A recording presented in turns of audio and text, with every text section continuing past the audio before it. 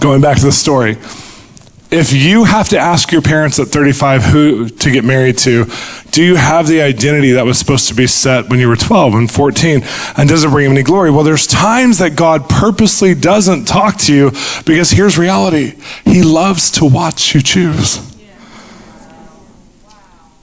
He's put his kingdom inside of you and he trusts you. And the more you operate in his kingdom, the better he looks as a father. The better he looks as a God. When you make mature decisions that actually thrive in life, that make you thrive, all of a sudden people look at you and go, how are you doing that? And you can tell them what a life in God is like. Not just a life as a slave driver, where God told me to wear this and that's how I got noticed for this interview. And that does happen. That kind of stuff every once in a while. Like we have actors. So sometimes our actors are like, God told me what to wear and I got the part. I mean, I'm into that. Like it can happen. But if you wake up every morning going, what should I wear today, God? I mean, what about like the freedom of beauty and choice that he wants us to like love that part of our life too? And you can tell people who have a lack of love or a lack of fathering, a lack of affirmation, because there are people who need to be told what to do. And we're full of that in the church right now.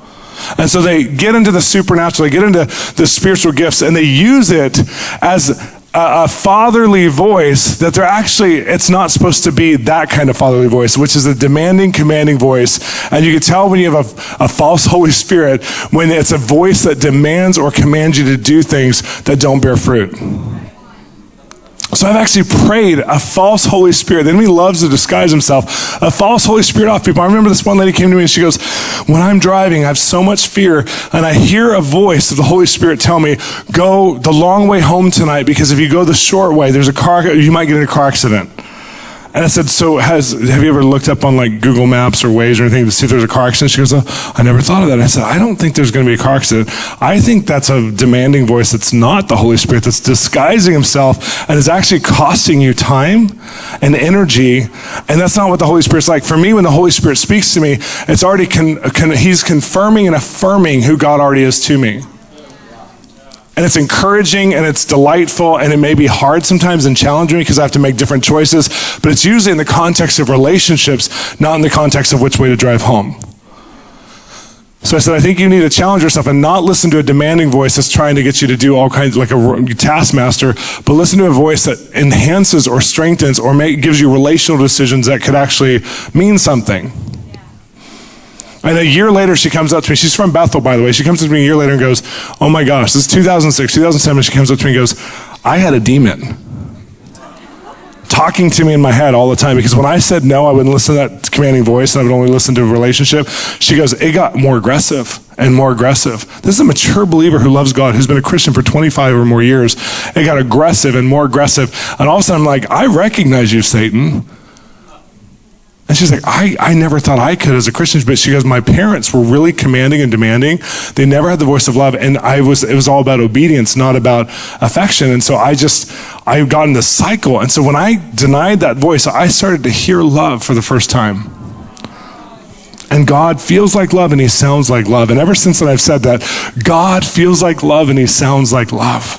And when you follow him, it makes you look bright, not always good, because we get persecuted at times, but it makes you look bright. It actually causes a light to shine upon your ways. And also it makes God look good and real. And so there's a lot of people who are going, God, speak to me. And he's saying, I am. I've spoken to you through the word and I've spoken to you in your foundation and now you get to choose. And then we feel like I get the power to choose. I don't know what I want to do then.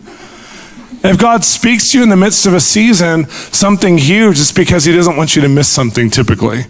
But he loves also to guide us by the virtue and the character of our healthy identity-making choices, because us being formed in God actually has great fruit for good choices that make our Father look beautiful in heaven.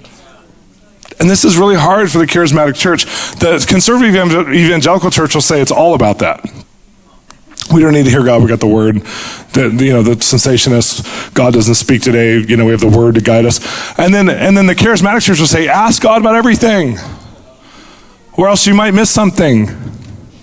Let's come right in the middle now and say, we have the word as our foundation, we have God who speaks to us at times, but if he doesn't, it's because he's proud of us.